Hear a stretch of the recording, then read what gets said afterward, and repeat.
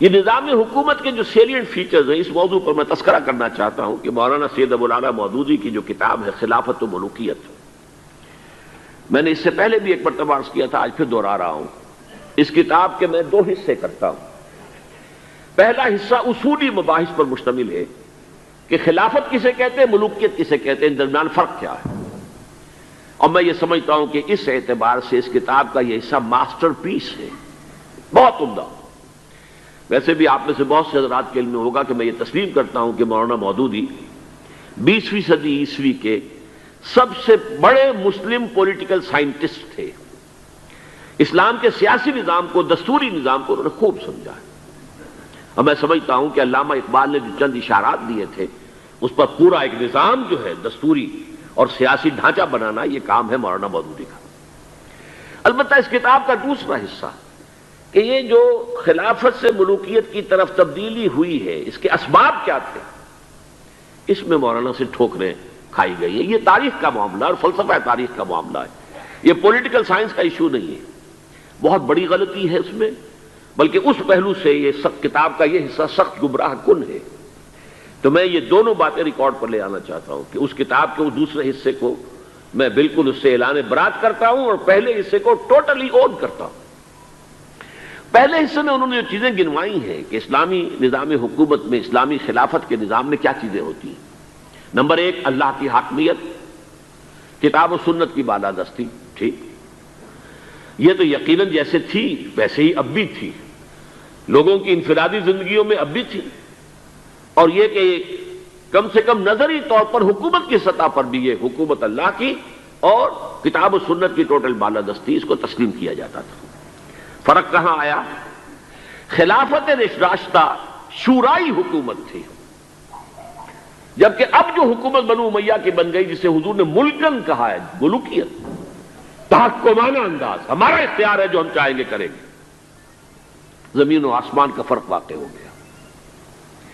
وہاں خلیفہ کا انتخاب ہوتا تھا مشورے سے، امرہم شورا بینہم، ان مشورت المسلمین۔ یہاں اب خلافت ہو گئی قبائلی، بنو امیہ، بنو عباس، اور موروثی ہو گئی، باپ کے بعد بیٹا، بیٹے کے بعد پوتا۔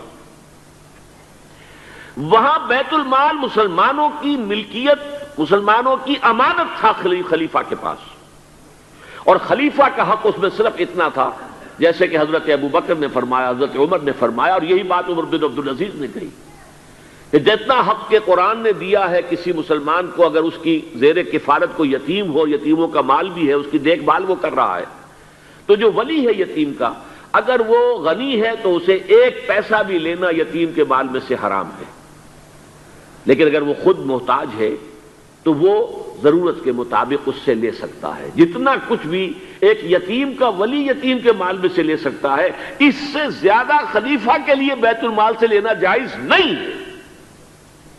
یہ معاملہ تھا ابو بکر صدیق کا، عمر فاروق کا، عثمان غنی کا، علی مرتضیٰ کا، رضی اللہ تعالیٰ عنہ اجمعین۔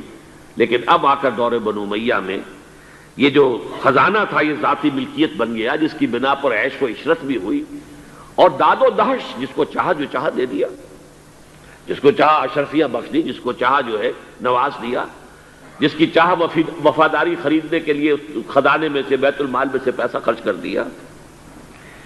پھر عوام کے حقوق، یہ جو آپ کو ہیومن رائٹس کا تصور آج ملتا ہے دنیا میں، کسی شخص کو محض شبے کی بنیاد پر گرفتار نہیں کیا جا سکتا، اظہار رائے کی پوری آزادی ہے، ایک عام آدمی بھی خلیفہ ہے اس کو ٹوک سکتا ہے کہ یہ کرتا آپ کا کہاں سے بن گیا، یہ تو ان عملی چادروں کا بنا ہوا ہے کہ جو مال غنیمت میں آئی تھی، اور ہر مسلمان کو جتنا ٹکڑا بنا اس سے کرتا نہیں بنتا۔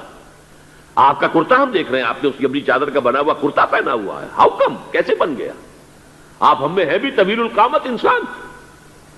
اور حضرت عمر ناراض نہیں ہوئے کہ مجھ پر میرا ذاتی معاملہ ہے، بلکہ کہا حضرت عبداللہ ابن عمر سے اپنے بیٹے سے کہ بیٹے آپ وضاحت کر دیں۔ ان کا کہ نہ میرا کرتا بن رہا تھا نہ ابا جان کے، میں نے اپنا حصہ جو ہے کپڑے کا وہ بھی ابا جان کو دے دیا۔ ان کا ٹھیک ہے، الآن نسمع ونطیع، جی اب فرمائیے ہم سنیں گے، اطاعت کریں گے۔ وہ حزب اختلاف کا وہ رول نہیں تھا کہ خواہ کچھ بھی ہو مخالفت کرنی۔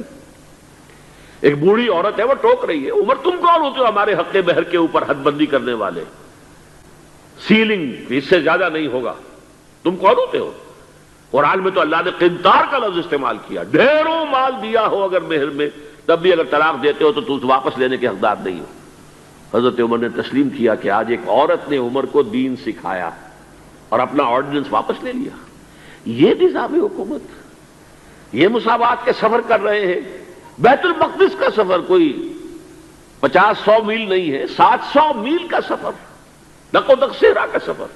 اور ایک خادم, ایک اونٹ, اس پر باری باری بیٹھ رہے ہیں, جس لیے کہ 2 آدمی بیک وقت نہیں بیٹھ سکتے. سارا راشن بھی اسی اونٹ پر ہے.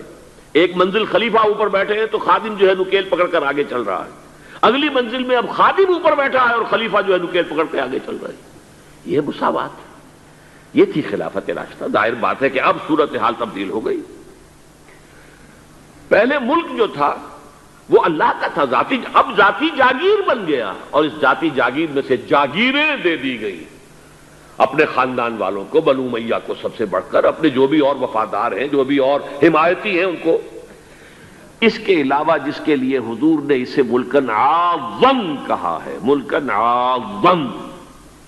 افضا یعوذ کہتے ہیں دانتوں سے کاٹنے کو, کاٹ کھانے والی, کٹ کھنی, جیسے کاٹ کھانے والا کتا ہوتا ہے, کٹ کھنا کتا.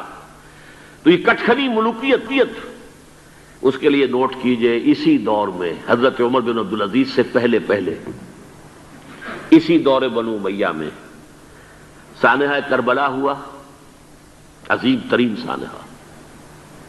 پھر واقعہ حرہ ہوا, 3 دن تک مدینے کو حلال کر دیا گیا فوجیوں کے لیے, جس طرح چاہو لوٹو, جس طرح چاہو عصمت دری کرو, جو چاہو کرو, مال عزت سب تمہارے لیے جائز.